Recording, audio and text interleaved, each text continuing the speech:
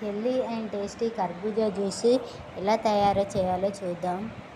ముందుగా ఒక కర్బూజాకాయను తీసుకొని దానిపైన ఉన్న స్కిన్ మొత్తము నీట్గా తీసేయాలి.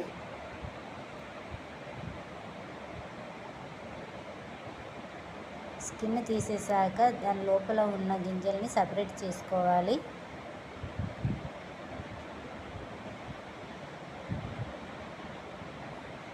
ఇప్పుడు కర్బూజాకాయని మంచి చిన్న చిన్న ముక్కలుగా కట్ చేసుకొని